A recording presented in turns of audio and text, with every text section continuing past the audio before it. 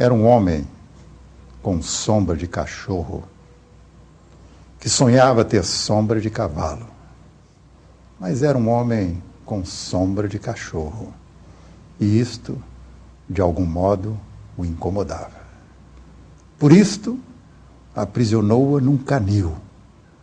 E altas horas da noite, enquanto a sombra lhe ladrava, sua alma em pelo galopava. Quando eu escrevi isso, eu levei um susto. O que é isso? Cheio de ter uma sombra de cachorro, queria ter uma sombra de cavalo, né? A sombra foi preso no canil e a sombra galopava. Quer dizer, é um pouco as ambiguidades que nós temos, né? Nós temos até que começar a dialogar com a nossa sombra. E esse livro que começou a surgir, são todos poemas curtos, né, irônicos, e jogando com essa ideia, fala de um sujeito, de repente, que tinha uma sombra que era branca, né? De um outro que tinha uma sombra que era feminina. Isso acontece, né? Claro. Que sombras são essas? Um outro que a sombra largava ele em casa e ia para a boemia, voltava de manhã.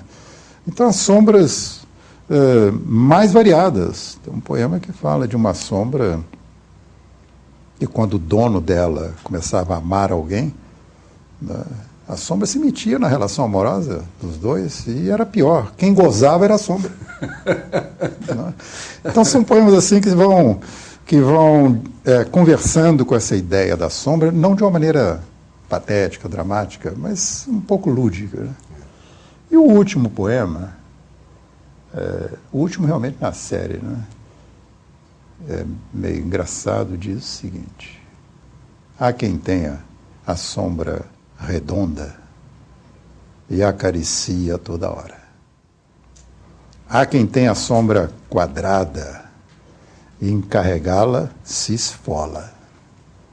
Quem tem a sombra redonda, deita e rola. Quem tem a sombra quadrada, se assenta e chora. Bonito. A gente conhece pessoas com sombra redonda, outras com sombra quadrada, que é um negócio que as pessoas ficam carregando. Falar sobre isso sem ser através das metáforas é meio difícil, né?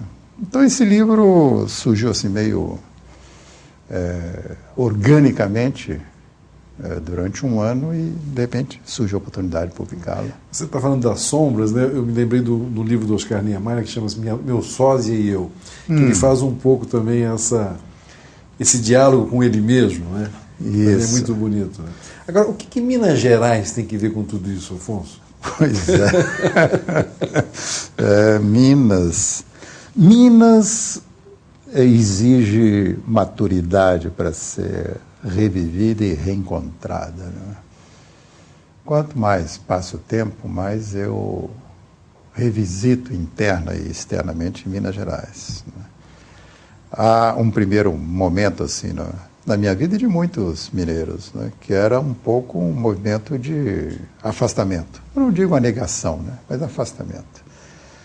Aquelas diversas gerações que tinham um impulso, necessidade de sair para uma cidade maior, sair para o mundo.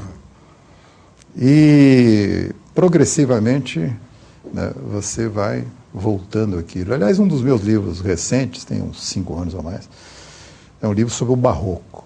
Verdade. É uma análise do Barroco. E eu acho que isso tem muito a ver com essa reinvenção de Minas dentro de mim.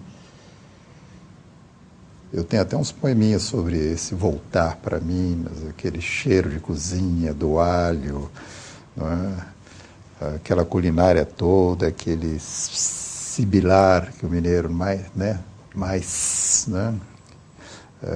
essas sonoridades que são sonoridades da alma. Então, Minas exige maturidade.